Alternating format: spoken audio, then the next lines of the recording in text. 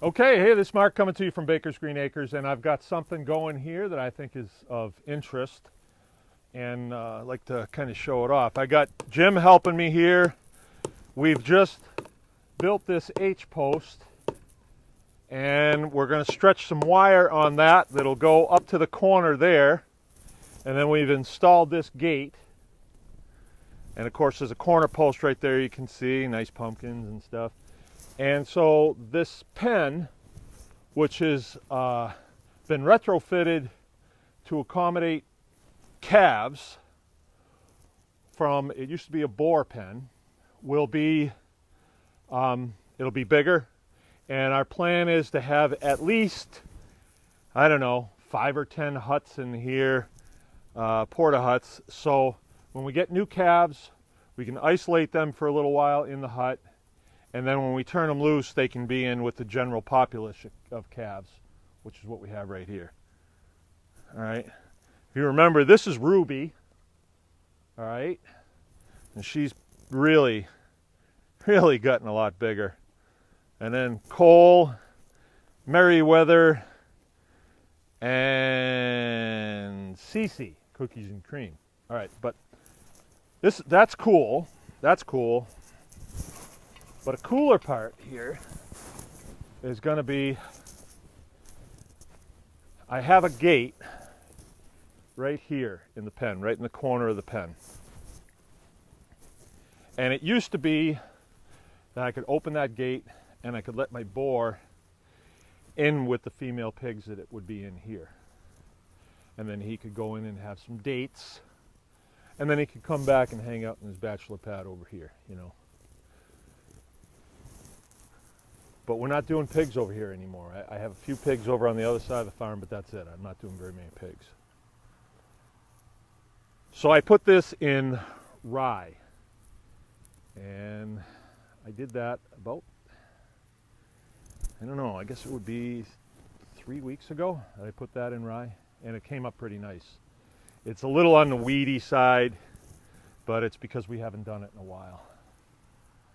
And the thing about rye is so cheap to plant that we used to plant it with rye, let the pigs in on it, and it didn't really matter to us because they'd dig it all up, but we could plant it again. But there will not be any more pigs over here for the near future. But what I can do with this is I can accomplish two things.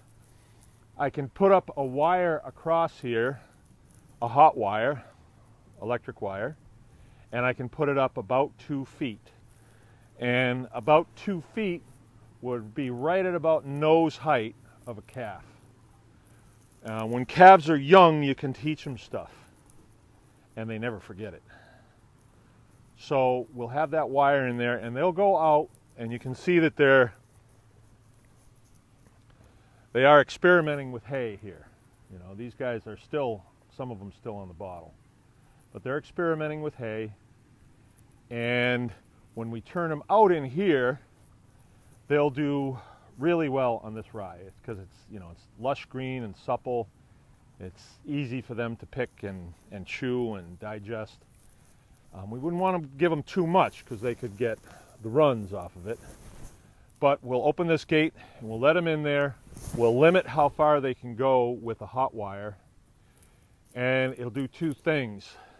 It'll give them the calories they need to grow off of the stuff that's in here, which is important. It's going to diversify their diet. I guess 3 things. It'll really diversify their diet. Because right now they're getting milk replacer, and then that dry hay, which wasn't mine.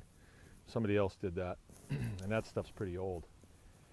And now they'll get this, so they'll have a little bit more diversification in their diet, which is good for their digestive system, so that as they grow, we can give them a diversified diet, and they'll do fine with it. It won't be a shock to them, you know. I have a lot of bred, and you have to be careful feeding bred to bovine. You can do it a little at a time, but if they get a big shot of it, it can kill them in a hurry.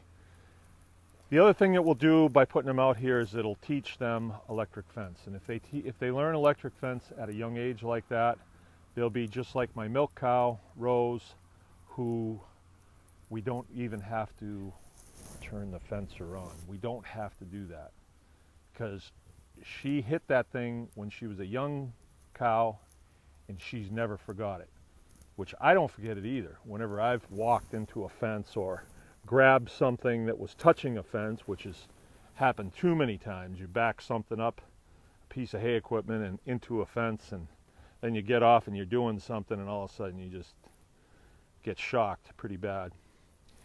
Now they'll eat this down. I won't let them get down too far on it, and then I'll move the fence back 10 feet. So they're going to be moving it, you know, towards the goalpost down there. They'll be moving it further down range. And by the time they make it to the end there, it'll be covered with snow, and I'll be bringing them in here anyway for the winter. And they will stay right in this area for the winter. And there's a lot to know about how to manage a small area like this with calves. But one of the things that we do that has worked out really well with managing calves, you have to be careful about communicable diseases that they get, coughs, colds, pneumonia, all that stuff. So what we do is we put a lot of bedding in here. They trample it down, they lay on it, they manure on it, they urinate on it, and then in the spring I'll push them over into that. That'll come back up first thing in the spring. They'll be quite a bit bigger by then, quite a bit bigger by then.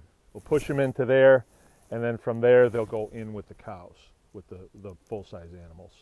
And then what we can do to condition this is come in here with the rotavator, turn it all down,